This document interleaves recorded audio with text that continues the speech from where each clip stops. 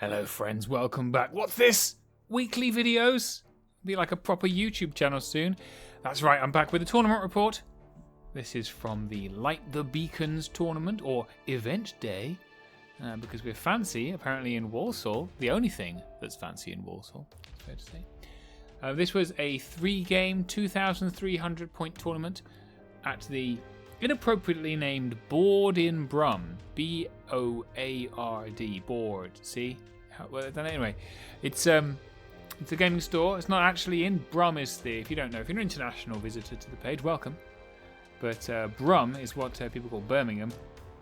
And this shop is not in Birmingham, it's in Walsall, which is a small town next to Birmingham. And apparently there's a story behind that name, but I could never be bothered to ask what it was. So, this was run by the lovely Dave, who runs Iron Skull Gaming. He refers to himself as Head Skull, which I think is a pun. And he was running this tournament. I gave him some help. And yeah, I'm very, very, very pleased to have people running local tournaments, so I don't have to.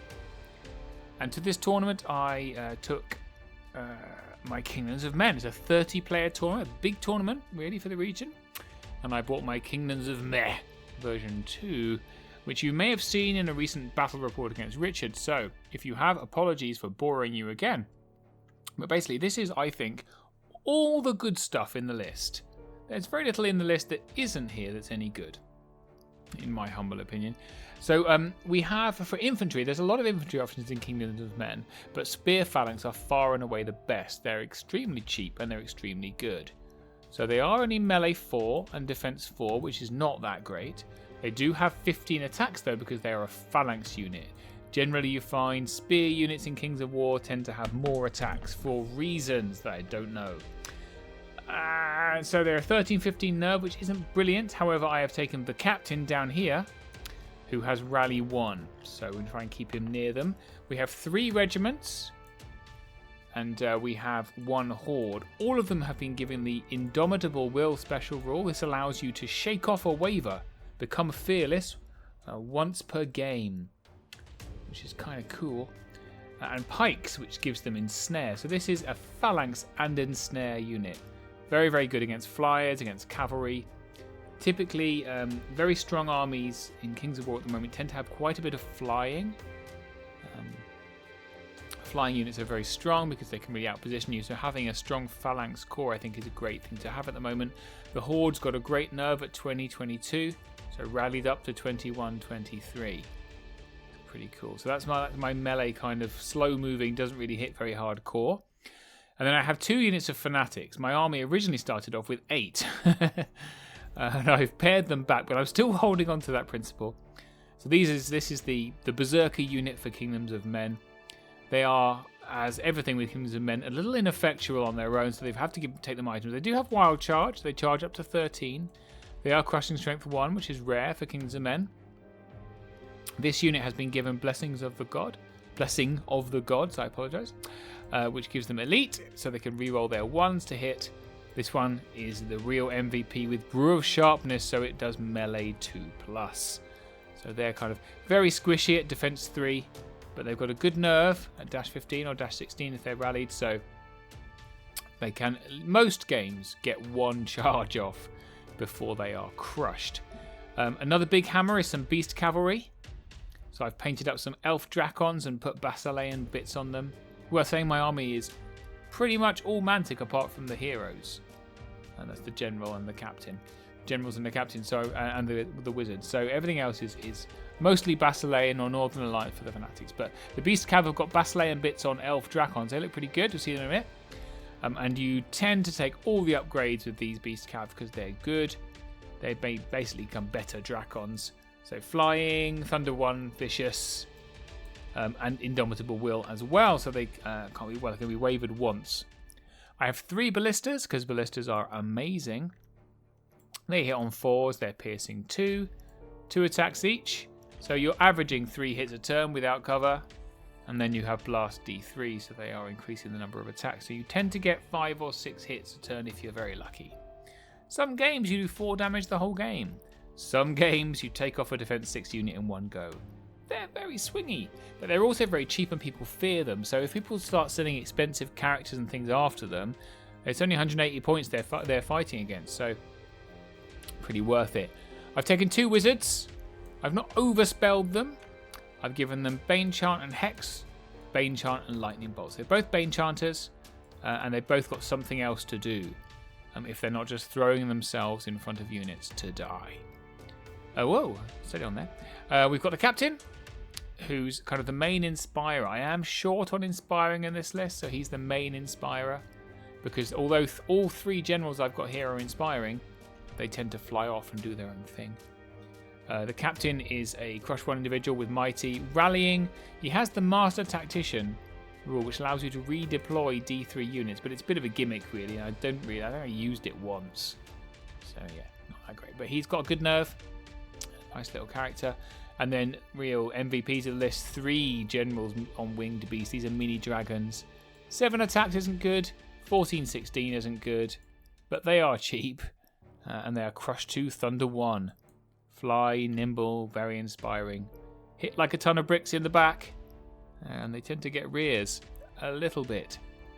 That's my list. So, on to game 1. I came up against a list I don't see very often. And no one really finds very often. The Herd. Yeah, nice to see the Herd. It's nice to meet Mark again. I've met Mark before. Lovely man. Lovely man. And this is his Herd list, which I kind of like. So his Herd list has got a troop of tribal spears. I don't like this unit, actually. Everything list. Why would you put this unit in? I don't understand. Why would you put tribal spears in? Sorry to immediately tear into your list, Mark. Apologies. When you can have another woodland critters, which are just better chaff. Just like palpably better for less points. I don't get it. Why are they better, Steve? Because they fly.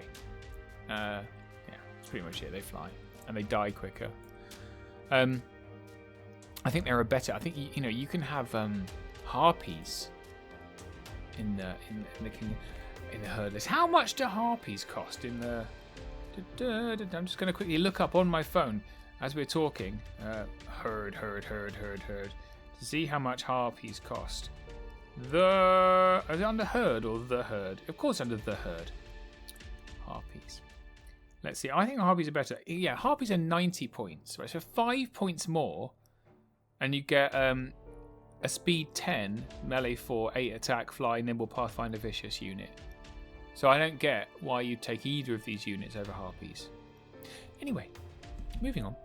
Having just laid wildly into your very first unit. This one and this one. No. Harpies. Yes. Anyway. Hunters, and you've got 5 points here because you gave your Hunters and Wild Staying Stone. So Hunters of the Wild is a nice little melee unit. It's got 15 attacks, melee 3. Pretty good. 14-16 normally. They got Pathfinder and Scout. They're basically better than my Fanatics. They don't have Crush Strength, that's about it. The key to his list, the core to his list, is 3 hordes of Guardian Brutes. And he has properly tooled them up. So this unit has a fearsome 30 attacks. They have Brutal natively. They have Crush 2 native. No, Crush 1, sorry. Crush 1, Thunder 1 natively. Pathfinder and Fury. Just so good. Now, they are pricey. And he's made them more pricey because there's Brewer Strength, Brewer Sharpness, and Blessing of the Gods. So these guys hit like a truck.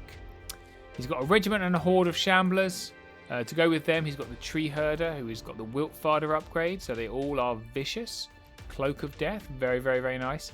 A little regiment of Earth Elementals, and he's got a Greater Earth Elemental to run with them. I like the Greater Earth Elemental. I think it's really strong. Brutal is good, 12 attacks is good, dash 19 is ridiculous, defense 6, gross.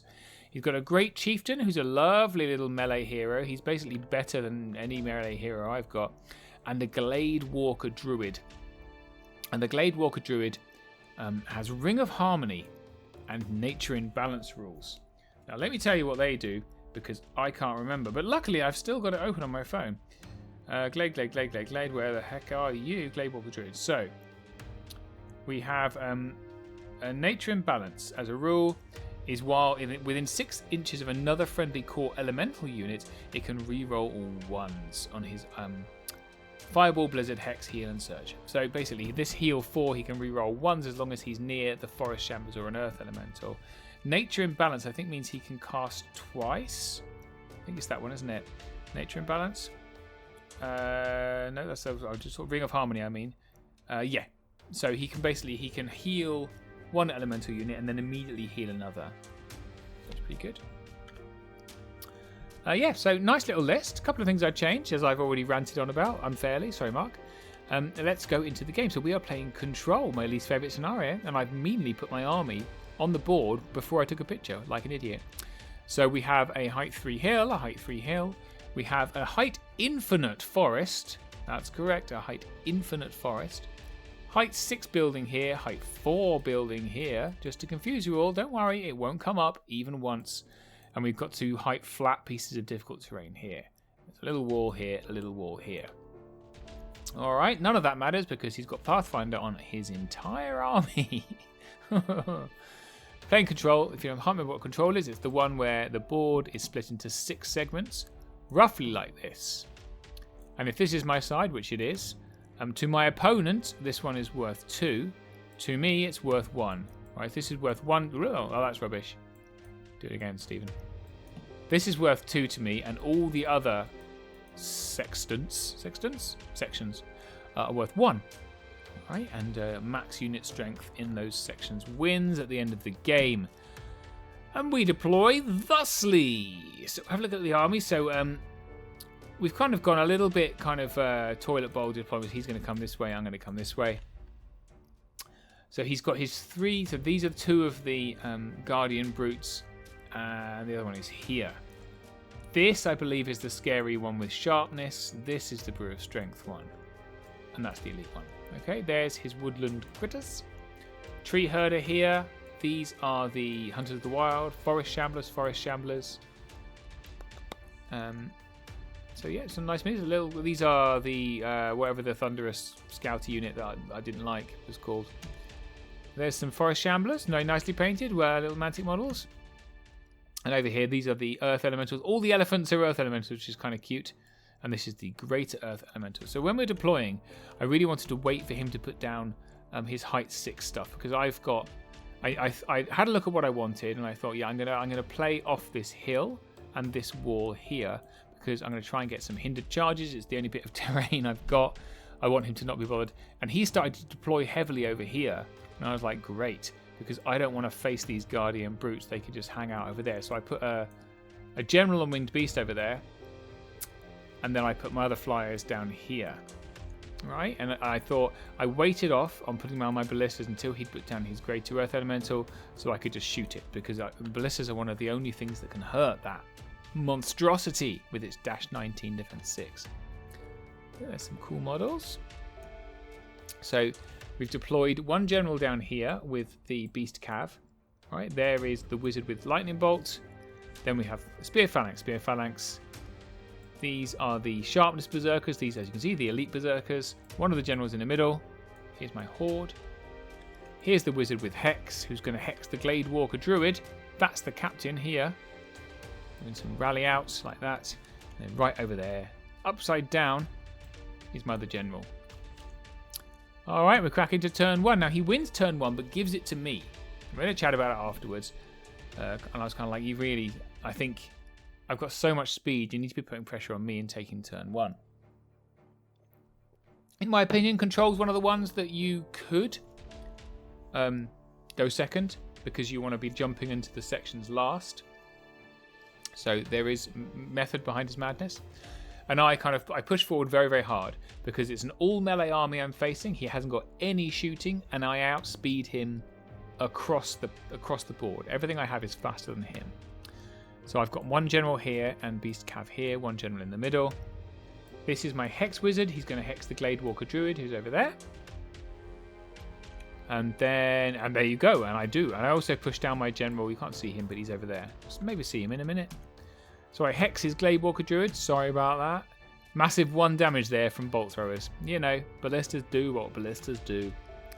Right, and so then his response. So a very, very quick turn. He just pushes forward. He chose not to scout, because of the speed that I had, which is fair.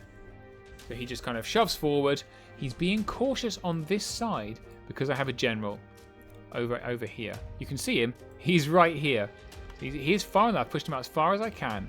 because I want to go down the left and come around the back, right? So he's kept this one back, and he's turned his kind of cheaper troops to take the charge if I'm going to make it. So, on to turn 2 very fast. And, yeah, this was unfortunate, really, I suppose. Not for me. But the general. So, in my last battle report, I talked about how... So, I don't mind generals on winged beasts facing the wrong way for one turn if I've got the chance to turn them around again. And I measured the Glade Walker Druid, who is the only Surger. Oh, no, sorry, the Wiltfather is the only Surger. The Wiltfather's got Surge to the Earth Elemental, because the one risk here I've got of going to the battle lines is there's a surgeable unit who could just turn and be surged. However, this is further than 18 inches, so he's not going to be able to surge this turn into me, which means next turn my general is going to be facing the rear of his army. Still got this very punchy unit facing down here. We're going to carry on just putting some pressure on him. I've made kind of a line ready for him. So I think I'm out of 12. Maybe I'm in for one of them. I can't remember. And my general carries on being annoying. So I'm going to try and distract as much of this really scary stuff over here. Actually, this is scary stuff. With this one general. Because every unit I distract is more expensive than me. Apart from these guys. So I'll push him up even further.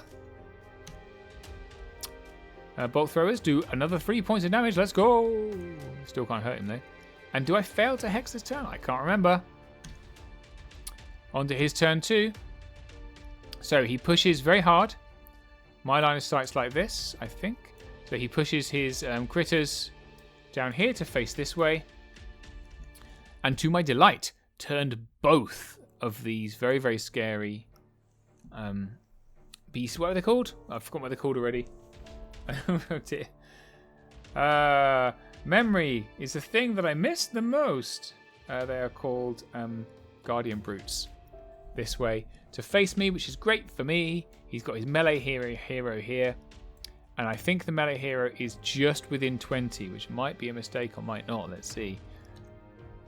He just carries on pushing up here. He's not particularly scared because he knows nothing here can really hurt this. He's got his scary unit here and he's got his earth elementals to protect them. He's decided to just ignore this unit because, after all, what can you do? Not a lot. It's there. What can you know, if you start turning around to face it, then you're really lost. You want to kind of push through and try and smash, right? And then turn around. So into turn 3. So I solid up my line. So I basically shuffled these guys sideways so they're out of charge range so I can't take a flank this turn. I am in charge range of lots of things. I have got phalanx, so I'm not wildly worried about it. I've measured, so this unit can't fit here.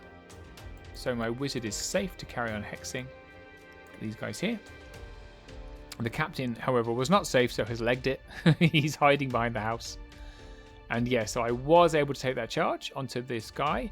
I won't kill him, but it will cause all these guys to turn around and face the wrong way. So, more distractions. And yeah, so second general comes in. This is really uncomfortable. So because he's pushed forward, I have another 20 here. So I've turned this way, and this guy's this way. So now he has 2 generals in his rear.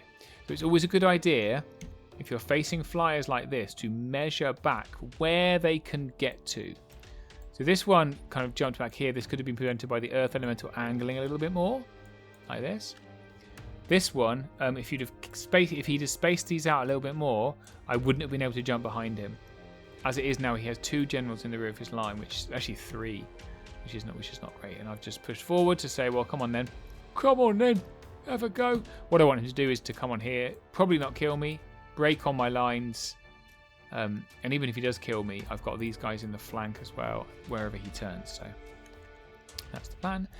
Bolt throwers on this turn, knock it out the park. So we do 6 wounds, putting him up to 10.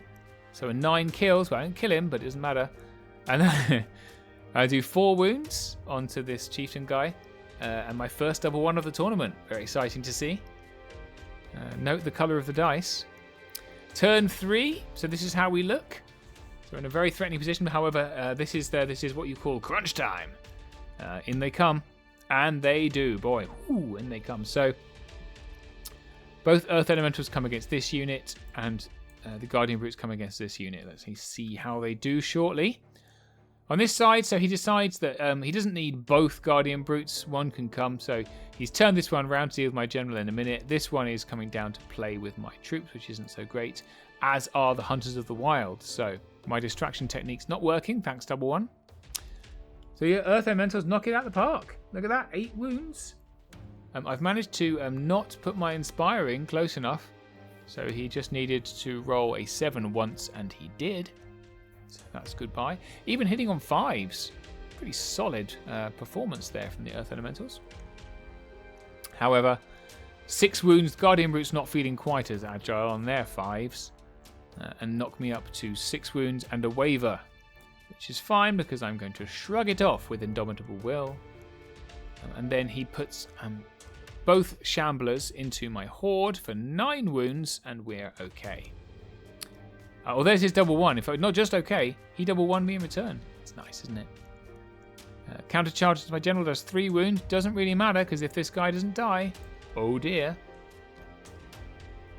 Turn 4, Innumerable Kingdoms of Men. So I do a little bit of a counter charge here. Same thing twice. Maybe I should have legged it. That would have been quite funny. I suppose he could have just still charged me. Would have been funny though. If I'd just kind of gone that way. That would have been really funny. Just moved right up to the edge of the board. I probably wouldn't have been out of line of sight, but if I had, he'd have to keep on turning around. Anyway, didn't think of it at the time. So I charge off the hill into these Hunters of the Wild with this Spear Phalanx to hold them off. Don't really care about the critters because they just don't do very much. And the general that was in the rear, facing this way, charges into the Hunters of the Wild in the flank. So I'm hopeful I can take these guys off and face off against all this. I've got my wizard here. He's going to do some Bane chanting, I think. Yeah, he's here for Bane chant. We counter charge onto, I believe, onto the regiment. Maybe we'll see in a minute. I can't remember which one. Could be either, couldn't it? And I had to kind of really play with it carefully because I really wanted to get these sharpness guys into something. I couldn't get them into this horde because the horde of Spear Phalanx was in the wrong place. But that's right. So yes, I did countercharge the regiment because it shifted me along, which allowed me to get my Sharpness Fanatics into the Guardian Brutes along with the Spear Phalanx. Rear charge into the Earth Elemental Regiment from my general. And the Beast Cavalry, come off the hill into this very wounded Earth Elemental. Hopefully I can kill him. Let's see how we go. I think I shoot, I think, the Wiltfather because I can't see anything else. And these guys are just hanging out going, oh, can we play? So yeah, I do 2 more massive wounds onto that chieftain, which isn't great, is it? And I waver him. So he's going to be okay because those Guardian Brutes are going to eat me alive next turn. Eat Red Leader alive. We kill the, what's the name? Hunters of the Wild, which is great. I can't remember how I reform. I think I possibly run forward the Spear Phalanx to take the charge for me, allowing the general to be okay. And we do kill the Greater, and we kill the regiment. So all the Earth Elementals are gone, as are the Guardian Brutes. So how about that? So, very successful turn there. Oh no! That's right. Oh yes. Yes, good point. Well made. What happens there? What happens there? What happens there? I do something wrong with the dice. That's right. Do you know what? And I've done it again, remembering this wrong here. So, what happens? Let's just go back. Let's go back to last turn when his Guardian Brutes charge in. Shenanigans. So you see where these spearmen are, right? Even if these guys shift down, I can't get, because of the angle I'm in, I can't get in here. So what I do is I decide to multi-charge this unit and this unit onto the Horde, right? And then I counter-charge with the Indomitable Will into the Guardian Brutes. And then we both completely forgot that, and I rolled the Sharpness guys and this big guns against the Guardian Brutes instead, which is totally wrong. Took them off, took a picture, and then went, oh, hang on a minute, that's not right. And then we looked at each other and had to re-roll all the combats. So actually, We did very, very well with the spear phalanx and put 7 wounds onto the guardian brutes, but I didn't kill them. And then we did, I don't know how many wounds we did here. Did we kill them? Who knows? Turn 4, so a rear charge on my general. That's painful. We didn't kill the guy with 7 wounds, so I rolled terribly the second go round with these guys and these guys here. Only 7 wounds is very, very poor. I did do a couple of bolt throw wounds onto the Wiltfather. Only 7 wounds here as well, so there you go. Best laid plans. He comes in with his little troop onto my spear phalanx here. They're going to stick there for a few turns. Counter charge, a multi-charge here. Counter charge here. And these guys just turn. I thought this was interesting. I looked at that and thought, you know what, I'd have multi-charged. I'd have multi-charged. Because you could easily have done it. Brutes and troop into here. Because you're more likely to kill them. And then when you turn, you can protect your brutes with the troop. Instead of which he just shoves the troops in. And then he turns... where are we? I'm lost now. Whoa there, Sally. What's going on? So he turns them around to face, I suppose, the inevitable charge here. Maybe he's thinking about scenario, which I'm definitely not. Yeah, so brutes counter charge here. And murders my spear phalanx, which is rude. But now he has a problem because he has a general here, Breeze cavalry here, and sharpness fanatics here. So, and 7 wounds. So that's going to be painful, isn't it? These guys go up to 15 wounds. Did they die? No. Wow, it doesn't roll the requisite. So there are 21, 23.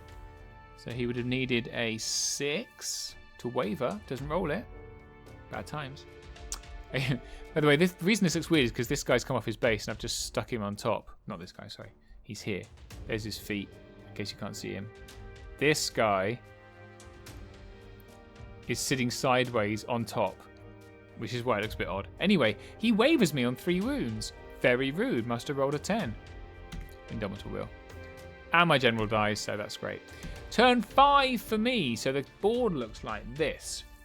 So at the moment, if you imagine it's a bit like this, right? It's looking okay for me. Because this Guardian Brute Horde is going to die. This is probably going to die. I've got enough stuff to hold off other things. So this troop will die. Yeah, so those things will die. And then I've got 3 unit strength. 4 unit strength, very wounded, probably will die. 3 unit strength. 1, 3 unit strength. So I've got a lot of unit strength to spread around, right? So at this point, I'm not that worried. Although, I've got Guardian Brutes, I managed to hold them off here long enough. They're not going to get into my half. Right, it's only 6 unit strength there, 7 if you count this troop. So I'm doing okay. So I decided to get rid, because the general can come over here and he's in a great place then. So get rid of this 1 pesky unit strength. You can see the line of sight doesn't hit me here. Counter charge with Indomitable Will. We charge the Horde here and we flank it twice. So both the general, I put the general into it and the sharpness fanatics just to put the general in a better position really. Because he couldn't see anything because the wood was like this. There's the only thing he could see. And then we rear charge this Guardian Brute Horde with Beast Cavalry, which is hilarious. For me. Not for him. We crack off another Hex. No healing for you. And we managed to get a Bane Chant off from this wizard onto my Horde here. So we are going to be wounding on 4s. Didn't really need it. I'm thinking about Fanatics in the flank. There you go. In fact, I should have Bane Chanted the Fanatics. What was I thinking? That's the troop dead. That is no wounds. That's what that is. I do no wounds to that troop. How is that possible? How many wounds did they have before? None. I'm just rubbish. That Spear Phalanx is very lazy. Cannot be bothered. Fine. Whatever. And yeah, you will see there 35 wounds on that unit because I double one it. Right? Double one on that unit. So yeah, they're devastated. I'm devastated emotionally. So we do then kill the horde of shamblers. I leave my general facing that way, and I turn the fanatics that way because I have to now. And then I double one this one as well with the same dice. So that's these dice, 3 double ones in a row. Great job, guys. So 10 wins on these guys, third double one. Looking really great. Happy days. Oh, I guess, yes, I guess. So I must have, okay. That's why I Bane Chanted these guys. So these guys charged the regiment, these guys charged the horde. So these guys killed the horde all on their own. That's why. See, there's a method in my madness. Just needed not 3 double ones in a row. On to his turn 5. So he carries on plugging away here. He brings up both of his hordes. He charges my fanatics. He charges with the Wiltfather and the regiment into this horde, which is going to die, and does die a lot. Notice there's wounds being spread around everywhere from the Wiltfather's Cloak of Death. We don't like that a lot. 8 wounds onto my fanatics, but they survive, which is lovely. Yep. And over here, still no wounds there. So off we go. You will notice something. You will notice that I haven't taken a photo of the turn dice. And this was an absolutely critical, like ridiculous mistake that I made. Because as you can see, the game is going very well. Right, I pretty much got it in a bag. I've got flying characters everywhere. It's all good. Except I forgot to turn over the turn dice, looked over and thought this was my turn 5. So in my head, I had another turn to play. This is my turn 6, and I move like this. So this guy flies down here. I come in for a Bane Chant on these guys into this regiment. Charge here. These guys come over here, ready to kind of flex off. And I send my general over here into this hero just to kind of finish off and put me in a better position for turn 6. The boundary marks come down here. I measured it. Right, so they're like this. So what I have say like that. I have like 8 unit strength in my own half down here, and I have 8 unit strength in his. And he's gonna, well, he's got 7 in his half, so I'm still kind of winning at this point. But these guys are going to die, probably. I kill his Beast Cav. I waver, so the general charge into his Druid, and I waver it. I double one his hero, 4th double one of the game, on 8 wounds, and I kill his troop. Right, so this unit's going to die, which is my unit strength advantage. That was my turn 6, and he said that, and that was the point when I went, this is my turn 5, right? And he went, no, that's your turn 6, and I'd already rolled it all out. I looked at him and he looked at me, and I was like, bugger. that's horrifically bad. Because at this point, he comes in to kill this unit. I lose my unit strength advantage because that's 3, 4, 5, right? And he's going to have 6. So I don't get his quarter for 2 points. His section. Equally, no matter what he does, he can't get mine. So at the moment, and we've got nothing in either of the 2 corners. However, if he doesn't kill this one, I win. So the Wiltfather flanks this unit as well, because I don't know what I did there. I think I didn't. I was so flummoxed, I didn't even turn the flipping unit, and he flanks me. He runs this one forward, which if he's thinking about it, he should have run this one into here, and that one should have gone there. But this is the sharpness one. One of them could have gone there, and he could have won. Just saying. Because he smashes that unit as well. Smashes that unit. And you can see the boundaries. He then nearly loses the game for himself because he's like, I'm going to overrun. And I looked at him and thought, please roll high. Because if he comes into this section, I still got more points than him. Have a look. So that's 3, 1, and 1, right? So I've got 5 in the bottom section. And he's got 1. That's 3 and 3, which is 6 for him. And I've got 3, 1, and 1, so 5 in the top section. Right, so currently, I win my section, he wins his section, 1-1 draw. If he'd have overrun as he'd planned, this unit into this section, he would have had 4 to 5, right? And 5 to 3, and I would have won 3-0. Equally, if he'd have just turned one unit and gone there, he would have won 2-1. And if I'd have thought, and I mean, it's so embarrassing. I'm glad I'm not putting this on the internet. Can you imagine? This general could have just gone over here. This wizard could have gone over here. This wizard could have gone over here. And I would have just very, very easily won. I'm stupid. You know, the beast cav could have just gone here. I'm stupid. Hello. I'm stupid. So anyway, very nice guy, very gracious. When we were talking this through, and he was kind of like looking at me, and I looked at him like that. It's a draw, and he was very nice about it. Nice about me being an idiot. Good game, good fun, nice guy. 1-1. Let's go on to round 2 and never speak about this ever again. Okay, so after that slight embarrassment, crashing into game 2. Had enough of the herd? Nope, because we're playing the herd again in game 2. So it's a second game against the herd.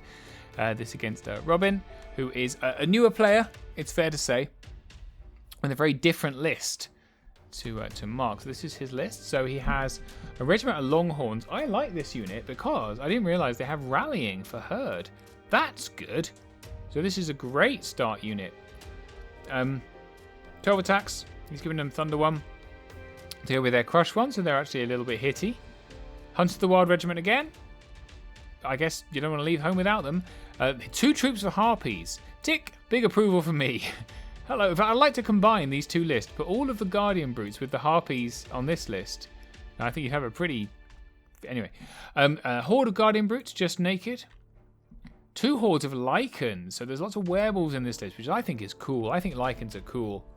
They're Crush 1, they're Speed 9, they hit on 3s, they're nimble, they've got Pathfinder, they regen. It's pretty great.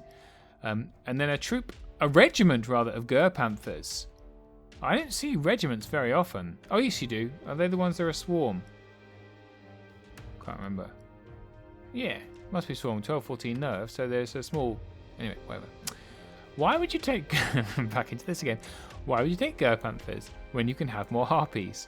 I don't understand. They are just not better. You know, they are slightly a higher nerve, but 40 points more for what? They don't fly. Harpies are better. Beast of Nature, coming with wings and 7 attacks, which I like. Which is the only way to take Beast of Nature, really. I'd take a couple of them. Great Earth Elemental, because they're great. A Glade Walker Druid again, with heal 4, again, but without the ring this time.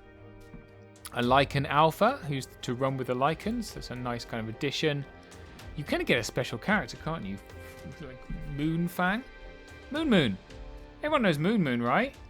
What does Moon do? Let's have a look on the app while we're talking. So he's 210 points. So he's another 45 points, for which you get Regen 4+, Vicious, and Primal Savagery. Ooh, so everyone gets Vicious with Moon in combat. So I think that's worth it. Anyway. And then the Avatar of the Father, which I like a lot. He's a great dragon. He's 9 attacks, 17, 19. Crush 2, Thunder 1, Fly, Fury, everything. This is one of the only lists where you get Pathfinder in a flying list. Pathfinder on flying units is really good. Anyway. So yeah, lots of things I like in the list. I think there's some things from both of them I'd kind of want to pull together. So this is our board. So the same heights again. We've got height infinite forests. We have slightly bigger walls, which excites me. We have, I think this is a height 6 building. This is height 4 building. Don't quote me. It doesn't come up. Oh, it does come up. And it does come up a lot. This is a height 4 building for sure. You'll see why. Height 3 hill, height 3 hill, height flat, off we go. So we are playing Pillage. Pillage is where you just have tokens that are worth things. You can see the tokens. There are 6, I believe. 1, 2, 3, 4, 5, 6. Yeah, so 6 tokens. And I believe I get sides. I choose this side because this hill is in the deployment zone. I've got to be honest, I set up all this terrain. I didn't put any in the deployment zone, so maybe it got shifted. But by the time we got there, it was in the deployment zone, and I decided to take advantage of it. So hill in the deployment zone to stick my bolt throwers on. Yep. And I'm looking at the tokens. I think I want these 4. I'll take these 4. You can have those 2. How's that? Off we go. So we deploy like this. So Robin deploys quite spread out, which he can do because he's fast. So we've got harpies. This is the beast of nature. This is a regiment. Oh, it is a regiment then of what are they called? Tundra wolves, but they're actually are they called snow foxes? Tundra wolves? Gur panthers. They're actually wolves, though. I'll forget that constantly. They're Gur panthers with a moose in the middle.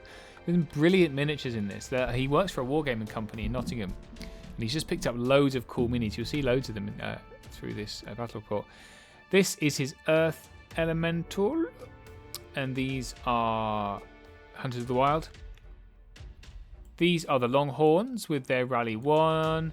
These guys are the Guardian Brutes. Here's the Avatar of the Father, and they are Lycans, Lycan Alpha, and more Harpies. So very fast flank here. Kind of coming around to be pestering and this kind of solid centre. So again, I've deployed very hard on my side. So we've got we have a general down there, general here, general here. Both wizards hiding behind here because again, there's no shooting. So I can just merrily hex away at this poor druid. Where is the druid? I think he's there. We have 3 bolt throwers sitting on this hill. I've spread out my spear phalanx. We have 1 fanatic, another fanatic, and then the beast cav, I believe, are over there. Let's have a look. So yeah, very cool little minis. Really like these. Just so charming, right? And so kind of sinister. This is particularly a great sinister miniature. Love that. There we go. Yep, so yeah, there's the beast cav on my side. Definitely not Dracons. There we are with some more. Got my triple colours going on there. So this one is Gold Leader, in case you're wondering. This one is Red Leader. And right there over here, we have Blue Leader. Hiding next to the hand gel. Hygiene first. So do I win first turn? Apparently I do. I do win first turn. And rather than show you what I did for movement, I've just gone straight into what I did for shooting. So I don't like this Longhorn unit because it has rally. So I decided to shoot it for 3 wounds from bolt throwers. And I do manage to get my hex off. There we go. So once again, I've been very unpleasant. This is just an angles thing that you get as I guess you get more experience, but basically where he placed his Lycans, there was a pocket that I could drop it. You can see the line of sight there. My general's just gone 20 and turned to look nasty down the flank. That's a really bad place to find yourself. It's happened to me many, many times. It's the only reason I thought of it. Everything else is just push forward a little bit. I've been a little bit more cautious because Lycans are very fast, so I'm just outside 18 here. These guys are in 18 because we don't care if they die. I push one general up here, so I've put my flank against the building to look this way. The other general is just keeping... So again, speed 10 is great. So I'm just out of 20 there. So he's just keeping me at bay. This is a beast of nature. Pretty scary. And I've just sent this phalanx unit off to try and sit on this token for a little bit to see what we can do. Because actually I don't really want these ones. I want these ones. So yeah, he's turned. So again, he's given me, I think, some space here. So if I... Looking at that, guesstimating... I think I can drop in here probably next turn, which is not a great place. So from where he was, he might have been better using his harpies to fly back and to block off the charge. As he's kind of retreated a little bit here and just kind of stayed where he was there. Yep, so just kind of being a little bit timid. I suppose he's moved into the woods here to kind of shield himself. And then, yep, so there's no surge in this list. So I can do nasty things. So I've turned and I've gone this way, done the same thing again. Really, a lot of my gameplay in these games is just trying to get the generals into the back ranks. Because then you can really start chomping things up. So I'm out of line of sight here and I'm out of line of sight here. So he's in a very nasty place now as well.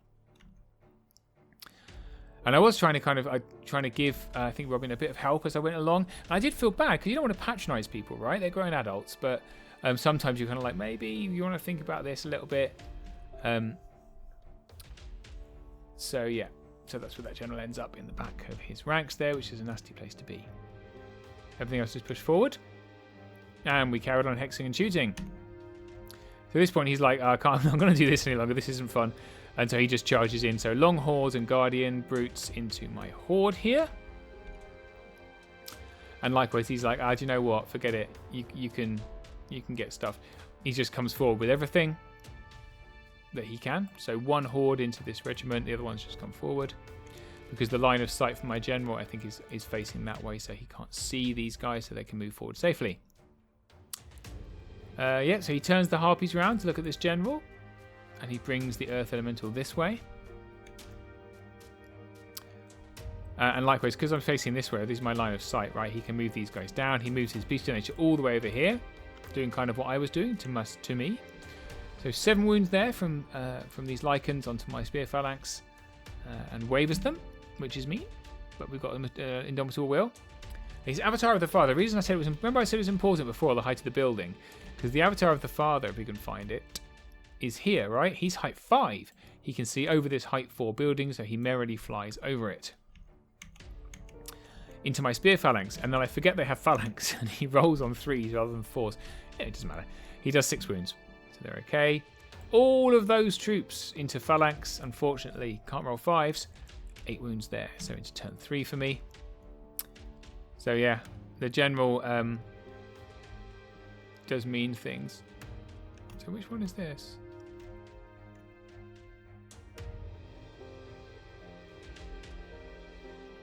Is there still a general over here? No. Yes. Yes, there is. Is there? I'm sorry. I can't remember. Yeah, I think he's still down there, right? Right. There was a point when he moved his Lycan Alpha this way. And I kind of said, ooh, I might be careful because you've given me a rear charge there. A rear charge from the general that was down here. Or from these guys, actually. I could have rear charged his, he was like, oh, thanks, but you know, so the Lycan here, so on his go he moved him this way and he was facing that way, but he was within 20 here. So I told him, because I thought that was nice, he's like, thank you, but you know, don't tell me if I made a mistake. I've made a mistake. And I was like, okay. So he turned his harpies around and I took the rear charge there instead. And I did say, I'm really sorry, but you know, you said not to tell you. And he was like, no, fair enough then. So yeah, that one comes into the rear of those harpies. This one comes around here. So he's facing this way now. So these guys are all facing the wrong way. He can charge me with his Gur-Panthers here. I haven't picked that token up, by the way. Oh, that's my Indomitable Will. Token's there. Yellow, orange. Completely, you can tell what that is, right? Anyway.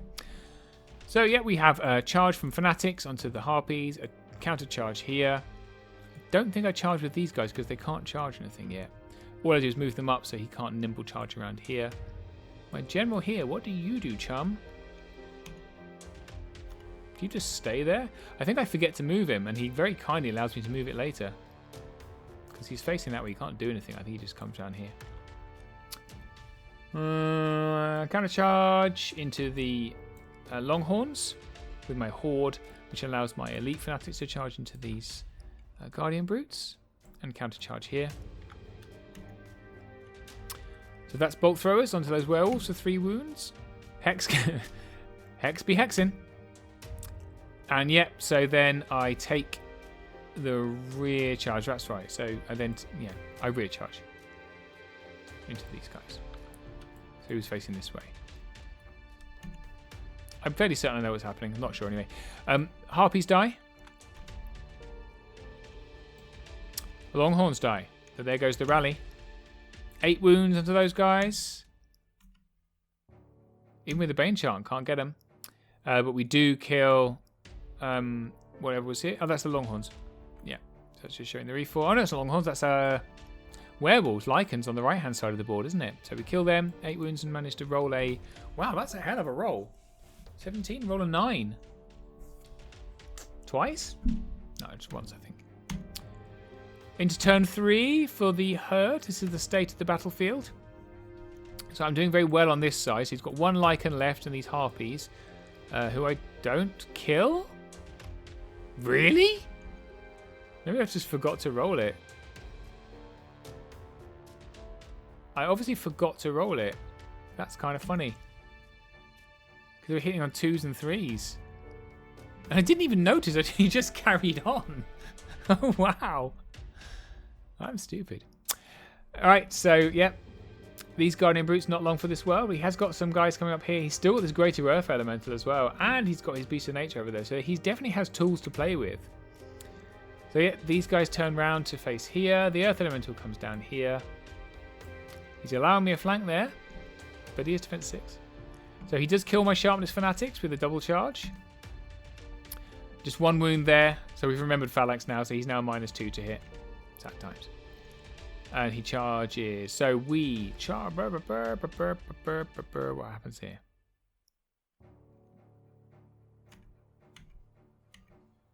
Guardian Brutes. Oh, they kill my Fanatics. There you go. Okay. The Captain has also joined in. I've just noticed. Not very helpfully. So he kills my Fanatics in the counter charge with his Guardian Brutes. And he can't really reform anywhere particularly helpful. The Go Panther charge into these guys, do a wound. Into my turn 4. This is how we look. So there's going to be all sorts of pain this turn. He also flies down his Beast of Nature to face the rear of my lines, which is a pretty good move. So I flank the Earth Elemental. I send my other general. Where's he come from? Blue Leader, where are you? Oh, Blue Leader's over here. Killing things. How did you get there? Guys, I'm not being funny. I've taken terrible pictures this game. I can only apologise. The generals were just absolutely everywhere. Right, so he killed... Oh, they killed the Harpies and then faced this way. There you go. I wasn't cheating. I mean, I wouldn't put it past me to be cheating. Not intentionally. So, he charges into the Beast of Nature just to stop him flying. First instance, we countercharge here. General into Earth Elemental there. We decide to take the flank that he's offered me here on his Guardian Brutes. Pray for no double 1. We carry on this little slap fight. This wizard flies over here to do a bit of Bane chanting on someone.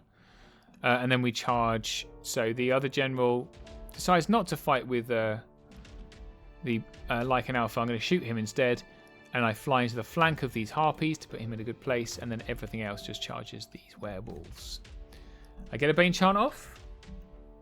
I carry on hexing this poor druid. Just walking around with a hex on. Bolt throws do a couple of wounds there. I do a couple of wounds there. 7 wounds there. Hello.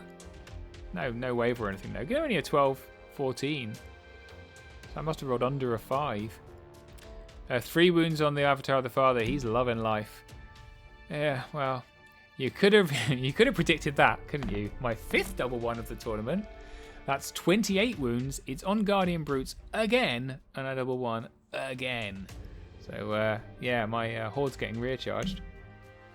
We do kill these Lycans over here though. Turn around to face off against the Lycan Alpha, who comes straight into them. I think it might have been better for the Lycan Alpha to charge these guys here with his nimble.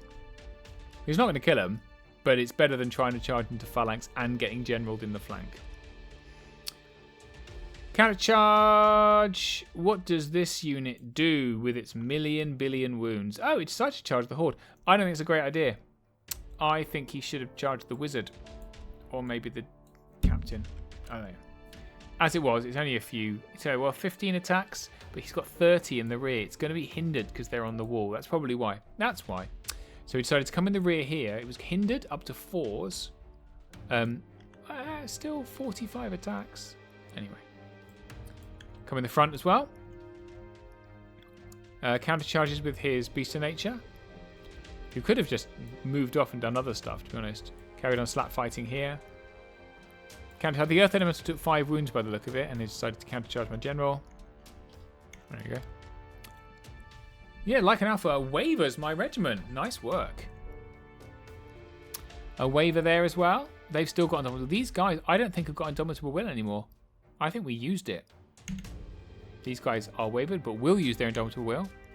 And the Horde explodes into tiny Horde-shaped pieces, as it should, and they reform like this. So this Hunter of the Wild runs forwards, and then he kind of just turns slightly with his whatever they're called, Guardian Brutes. 3 wounds in slap fight. Wow, but they love life. Rolled out the box there, so 6 wounds. And I believe, is that a wave? That's a waver. And a waver on them, but we've got a Indomitable Will as well. Indomitable Will everywhere. 3 wounds there. Turn 5, and you better believe I'm keeping track of turns now. So let's take a look at where the tokens are. We've got a token here, pretty safe. There's a token here that I can get a general on pretty safely. There's a token here, I believe. Maybe. Or is it here? Oh, no, it's not there. Right here. There's one here, one here, one here, one here, one here. Right? But this one's pretty safe. This one is definitely contested, but we'll see what we can do in 2 turns. This one I can get a character on. This one I can get a character on. And this one is pretty safe. So at this point, pretty comfortable. How it's going very well. We have counter charges all over the spots. So the Beast Cav fly over to Avatar of the Father in the flank. Get rid of him. I know it's turn 5, so I've got time to get this guy over here. So I move them around to do some Bane chanting. We charge here. The General, I think, just charges this very, very, very damaged unit to take it off. Hunters of the Wild, not going to be able to kill them. We have to kill them in turn 6. I flank the Lycan Alpha with my General, and I just back this unit up because it's wavered onto this token. At this point, this is bullying. 2 wounds from the bolt throwers, and then I think the 1 bolt thrower, only 1 can see. They can't see anything else, so they move forwards. I moved my ballistas. Imagine the audacity. I waver the Lycan Alpha, which is absolutely brilliant for me, frankly. 7 wounds on this Greater Earth Elemental. You'll be ready. Another double 1. That's my 6th of the tournament. 6th or 7th, I can't remember. Anyway, but we just carry on hitting there. So I managed to waver his Beast of Nature. No, I don't waver. I double 1 his Beast of Nature. I do, however, kill... Oh, I'll kill the Girth Panthers. So now I've got that token. Very, very secure. On to his turn 5. It's not looking great for the old herd there. He's running out of units and everything he's got's wavered. Apart from that Beast of Nature. So he moves his Lycan Alpha back to claim this token. So he can have a point. Charges my captain. So he can take the token that's under there. Counter charges here. Can't see anything else. We could. No, same height. Couldn't see anything else. And he kills my general. So the hexed guy just charges him in the rear with 1 attack. 7 wounds. He manages to knock him off. So the general dies. And it's turn 6. I remember it's turn 6, which is super. So I fly my wizard over here and attack the Lycan with my general so that I can take 2 to 1 for that. So I claim that token. Stay here for that token. I move this unit into the woods. It's just outside of 3, but next turn, if I get turn 7, I'm able to run into that one. We charge his Hunters of the Wild with my Beast Cav, and I kill them for that token. We bolt thrower off the Greater Earth Elemental ballistas. The other wizard flies and captures this one. Whoops. And I take this one, and we don't do anything with the Beast of Nature. So yeah, that pretty much is the end of the game. I think there is a turn 7. There's turn 6 there. He kills my general on his turn 6. But then there's a turn 7, right? So on his turn 7, he does charge in with his Lycan Alpha into this regiment. He does kill him, so he gets that point. He doesn't kill them, doesn't get that point. So although there is a turn 7, it's not massively material. I do get this token, I do get this token, I do get this token, and I get this token, and I get this token. Whereas Robin gets this one. So yeah, a very comfortable victory. Lovely man, very gracious in defeat. And hopefully he found it fun. And we're on to game 3. And into my game 3. So game 3 was against Ed. Ed, who I played before. Ed is a very, very good player. Hails from Oxford, Masters player. And having played Herd for 2 games, I was delighted to play something completely different. Forces of Nature, which Herd is a theme list of. So, when I set up the tables for this tournament, I would have put more walls on. Had I known I'd be playing 3 100% Pathfinder armies in a row. So... Here we go again. Slightly different, very different list actually, very different list. Only a couple of commonalities, so it did feel different a bit. Not really though. So 2 hordes of fire elementals. Fire elementals don't see on the table very much. I think they're good. They've received a buff. I think they're pretty saucy. They still hit on 4s, but they are a dash 17. They've got Crush 2, Pathfinder, Shambling, Vicious. So, you know, pretty nice. Speed 6 elementals. 2 regiments of earth elementals. Defense 6 blocks of, well, I would say meat, but stone. 3 regiments of Brave Striders. I think Ed needs some form of award just for painting, putting together, even gluing together this many centaurs, because they are mantic, and these models are not easy. They've all got Frenzied Otters. Frenzied Otters allows you to roll, basically get 3 Viciouses once per game. So you can re-roll 3 1s to wound. However, centaurs do come with a major downside, which is a 12 attack stat line, which is very poor. They are Crush 1, Thunder 1, Pathfinder, and they've got some small items, slashing, crushing, and staying stone. But credit to Ed, he remembered every time, which most people wouldn't. I'd say I would just forget. So yeah, but they're not expensive, I suppose. 170 points. 2 regiments of Scorch Wings, which I am scared of. Speed 10, melee 3. 2 Pegasi. Pegasuses. I think we're going to see more Pegasuses now that Unicorn's got a price bump. Only 80 points for a Pegasus. A very nice, very fast height 4 chaff unit. A Greater Fire Elemental. To go with the Fire Elementals, I guess. You've got a Fireball 8, which people often forget. Another Pathfinder unit, very nice. And then he's got some kind of real multi-tooled heroes. So he's got the Avatar of the Green Lady, right? Who's this flying heal 6 kind of person. And she's got balance, which means she can have either Cloak of Death or Radiance of Life per turn. Okay. She's got Keris as well. So Keris is a special character who comes with a Solar Staff. If you get damaged by the Solar Staff, Blinding Light means you are disordered. So casters don't like it. Shooting doesn't like it. Very, very nice. That's a really, really... I think Keris is brilliant. I don't know why more people don't take her. But then he's got a normal druid who's got Banechant, Mindfog, and Scorched Earth with the Conjurer's Staff to reroll 1 miss. And a Gladewalker druid who has all the rules. So as well, again, the Ring of Harmony's here again. You've got Tome of Darkness, giving him Surge 5, and Heal 4, and Blizzard 2. Whoo! A lot of spells. I've got to say, first, I don't think this many spells is worth it on any caster. You've only got 6 turns. So I realise you're doing it, just in case. Just in case. Situationally, I'm going to do this. Situationally, I'm going to do that. But you're not going to get value out of the points that you spent in every game.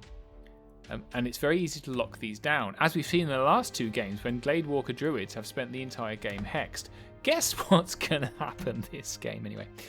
So we're playing Salt the Earth. Salt the Earth is when you put down tokens and you can burn them, apart from the one in the center. And there's 7 tokens in total, including the one in the center. Same mix of terrains. We have a height 6 and a height 4 piece of housing, flat pieces of difficult, height infinite forests, and 2 height 3 hills. The world's smallest wall. No, normal wall. This is how the tokens are laid out. So, there is, I believe... Now, I'm going to get in trouble, I can't remember. Where are the tokens? Right.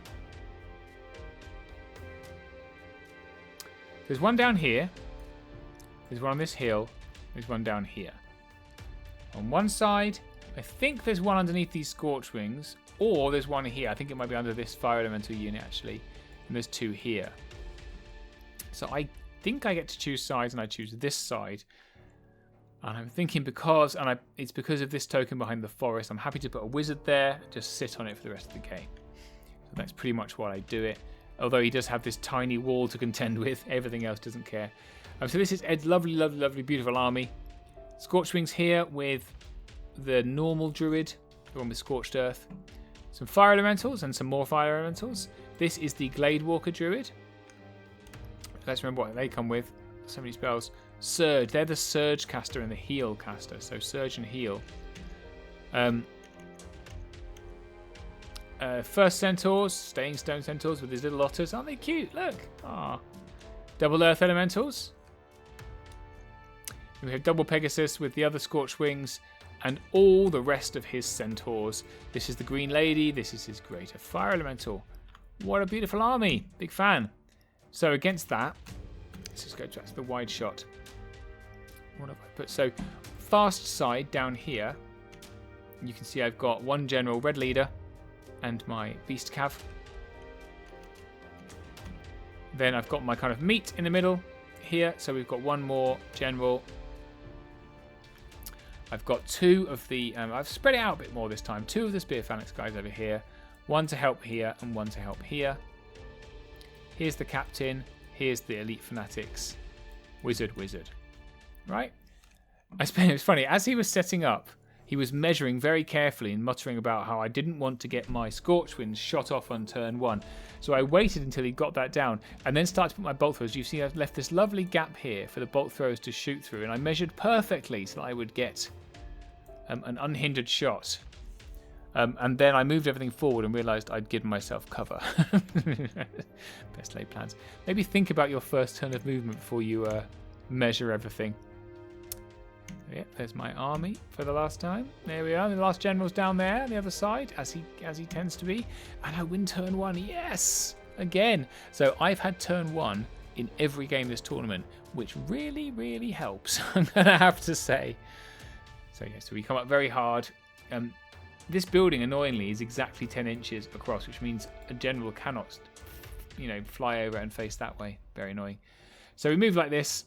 The wizards come up to do some hexy stuff. You can see I've already got the hex token down because I have hexed him. Everything else is in a kind of little curve. Not as curvy as you'd like, but he's got some fast things here, so that's why. And the bolt throws still do 4 wounds onto this lovely unit. And there's the hex.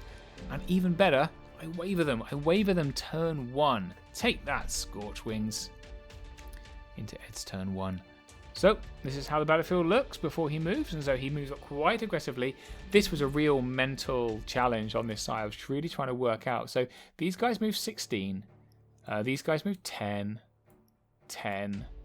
And they've got a speed 6 fire elemental, so he's going to move up. I really wanted to get my Spear Phalanx into something as quickly as possible, because these guys aren't going to survive a charge from them.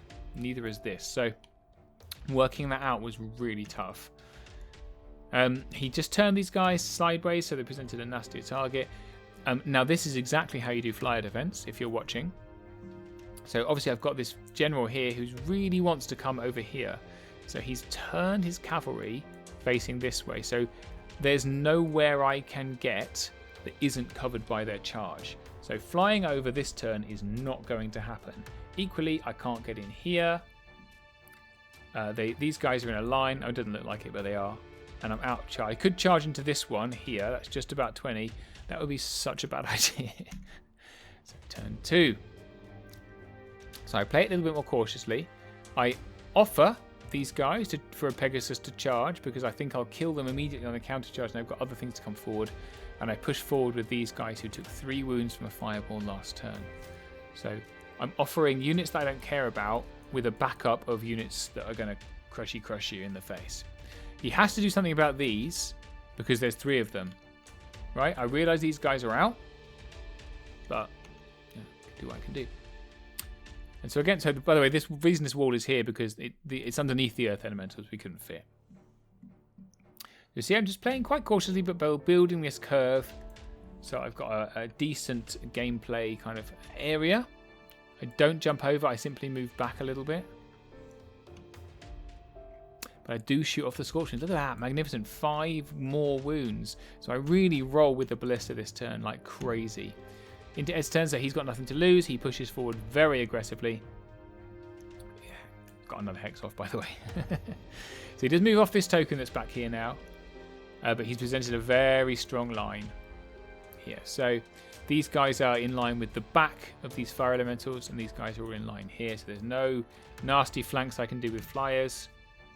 And likewise, so he puts the Pegasus into the scariest unit, which is the Beast Cavalry, and pushes forward with everything else.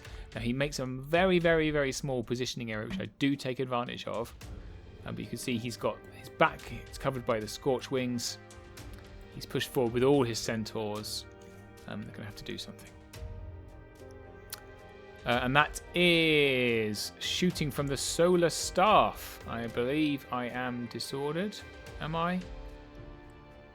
No, what did that? Must be Solar Staff. And that is my Phalanx unit. So yeah. So he puts 3 more wounds from Fireball here. I've misjudged the distance for my Inspiring. He's out of 9. He's put on 6 wounds and he just needs to roll a 9 once, and he does. Bad times. So there you go. I've now lost my defense as I come into turn 3. So it's time for smash. I can't do anything about it. I've got to get in. I've got to get in.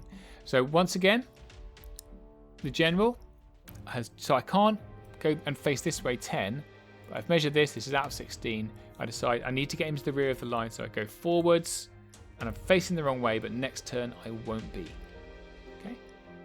So this general comes into these earth elementals because I measure here. And these ones. So again, if he just turned them a little bit, he would have covered this flank. But he didn't, so I've got a nice charge. I can just kind of smush against them for a little while. And I turn a regiment into the fire elementals here, and the horde into the fire elementals here. I'm going to get some Bane chants off, hopefully. So this was the positioning area. It's not really an area, I suppose, but we measured here, and basically these, you can see that you just about see the corner of my arc template there. Basically the general can charge this regiment of centaurs and not be seen by anything else. So I do. Apart from the Scorch Wings, obviously, which could flank me. And probably will. So I lost this Phalanx unit that was here. So this one moves up this way. So again, we're out of line of sight. So I have got some support coming. The Pegasus should die. And then I should have these guys. And likewise, I've got my Sharpness Fanatics, who are very scary, coming up. What's that showing you? It's showing you the charges that I did. Oh, that's Hex again. Oh, no. It is bullying. I've hexed more Glade Walker Druids this tournament than any other game ever. So that is Bolt Throwers into Earth Elementals. 4 wounds. They are on fire. Not literally on fire. Even better, we roll like a demon with this horde. I think I might get a Bane Chant off. Maybe I don't. Probably do, though, because you're not going to kill them on 5s otherwise, are you? So we kill them, so that's awesome. So rolling really, really well this game. That Glade Walker Druid looking worried. No wounds there, though. That's sad for me. Where's it 1 wound? Someone's taken 1 wound. I think this Fire Elementals took 1 wound from this regiment. And there you go. My general does 3 wounds onto that Blade of Slashing Centaurs, and they're okay. And we kill the Pegasus. Now, I worked out that if I backed up 3... These Centaurs, these Centaurs wouldn't have been able to charge me. Unfortunately, I roll a 2, so I can be charged. Ooh, turn 3. And he takes the charge, because why would you not? Then the other Pegasus comes into the Sharpness Fanatics to hold them off. It's really kind of very cagey, right? I'm not good at chess because I can't think moves ahead. I think Ed's better at that than me. So he was thinking, right, if you do that, I'll do that, this, and then this will happen, right? So the Greater Fire Elemental comes into this regiment. Flank and front here onto this general. I'm hopeful that he can survive that. We'll see. Some holding off here. They'll die. I think we'll be okay here, but fingers crossed because there's no Inspiring anywhere near. So the Glade Walker Druid moves here, so I have to charge him because although he's not mighty, I can't complete my charge through him. These Earth Elementals come here onto my Captain. I think he'll be okay. Counter charge here. Green Lady turns, so he decides we can put him here because she's the Inspirer over here, right? So he puts the Green Lady here. So inspiring, probably Cloak of Death maybe, or heal, or I don't know what's going on there. 4 wounds in the Captain. He's okay. Look at that mid dice throw. So exciting. I think, did we forget to move this unit? Maybe. I think he backed them up, I think. So I'm not sure what's happening there, but he's rolling dice. That is Scorched Earth from the Druid. So we're going to be charging the Gladewalker Druid on 5s. And that is Keris disordering my Hex Wizard because he's sick of me hexing stuff. Which is fair. Why has he gone from 3 wounds to 1 wound? Anyone know what's going on there? He was on 3 wounds, right?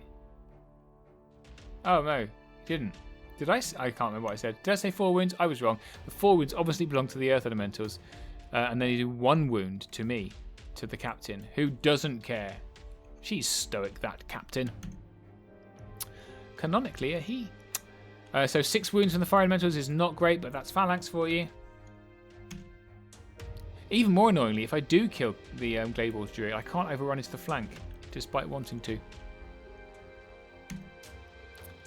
And a disappointing 5 wounds from the Centaurs onto my Beast Cavalry, and they're okay. However, the General does cark it, which is not great. 2 wounds there from the Fanatics, so yeah. This side not going great because he's still got Centaurs with only a 1 wound and Scorch Wings. And I am going to have to kill the Centaur here. Sorry, the Pegasus here. Might kill here, but then not got anything else. So, he burns the token in the backfield. So he burns the token in the backfield. So there's a token that's really kind of lingering around there. Let's see if we can find it. There's a token here. He looks at his chances here and thinks, nah, I'm just going to get rid of that one. Fair enough. Away you go. Is that one burned away? Into my turn 4 now. So at this point, I decide I need to start doing some scenario stuff. So this wizard flies this way because he is disordered. So he actually runs that way, doesn't fly at all.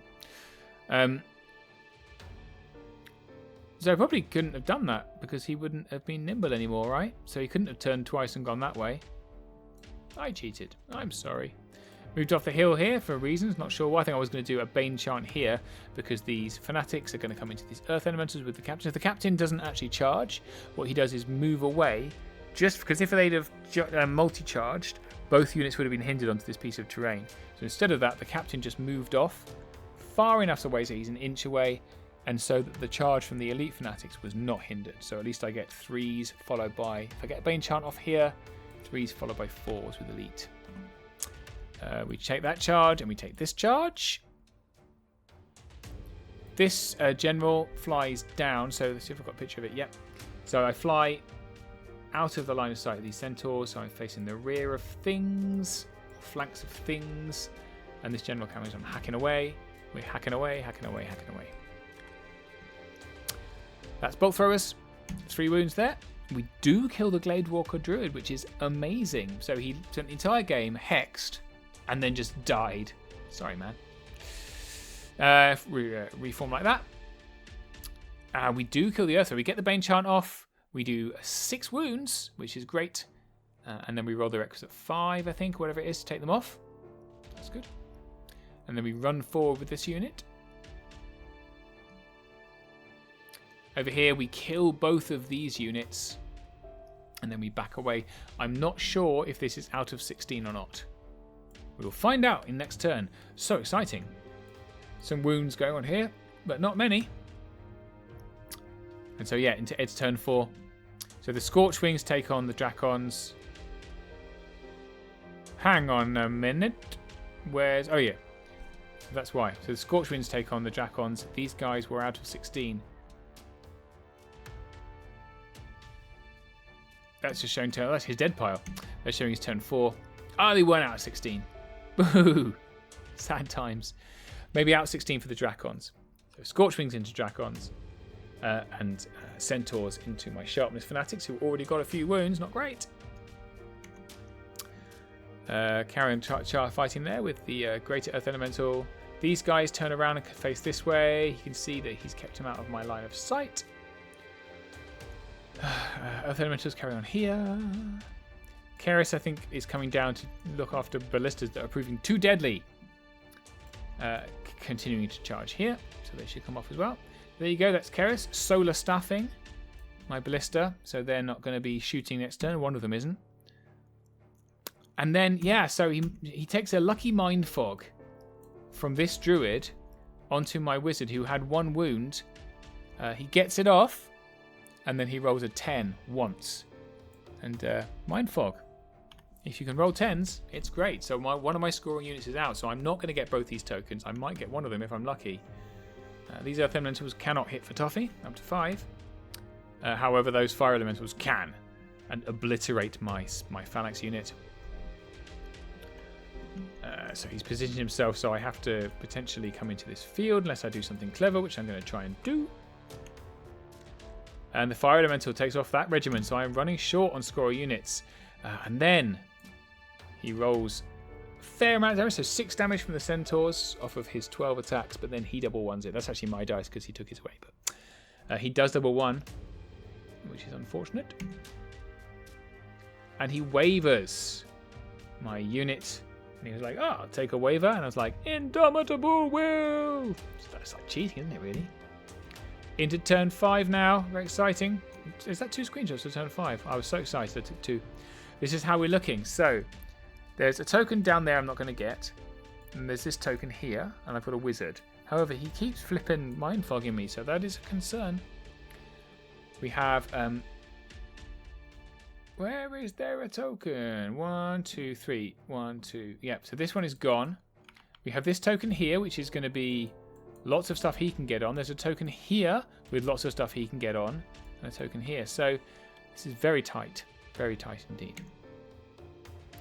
So we turn around because I want to be Bane chanting this unit. I move the captain round the field to allow me an unhindered charge onto the fire elementals.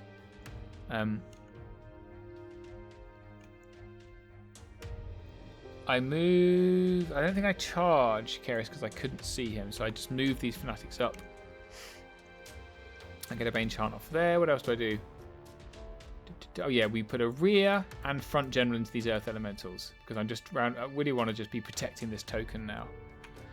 And plus, if I turn them around, that can mean this general can defend here. And this general can go off and play with tokens either here or here.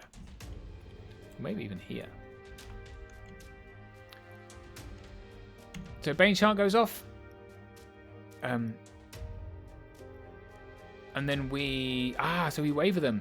So we do a massive amount of wounds in return, which is fair enough because we hit on 2s from that double 1, and we waver him in return, which is great for me. However, the Drakons do not do well. 5 wounds for the Drakons. We're only crushed 1 at this point because we've taken some damage, but that's not good news for Drakons. Not Drakons, Beast Cavalry. Honestly. Into its turn 5, so he's looking at him. Active measuring there, so we do kill this Earth Elemental Regiment in the middle as well. And I turn like this. So I'm protecting this general, who's on lots of wounds.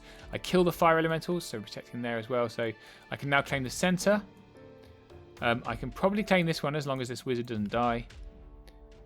And then it's going to be 1, 2, 3 that decide the game. He's got wavered centaurs. I've got 9 wounds fanatics.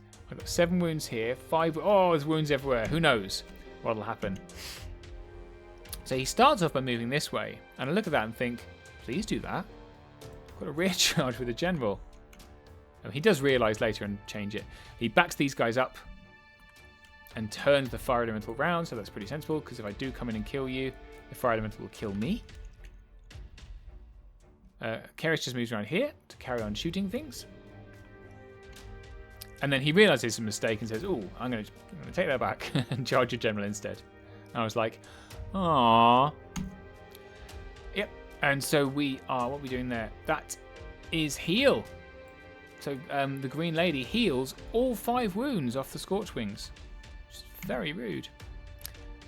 And then Fireball. Fireball from the Fire Elemental just takes off my unit. Defense 3 units don't like Fireball. What's more, he wavers my general. No Indomitable Will for generals. That's a shame, isn't it?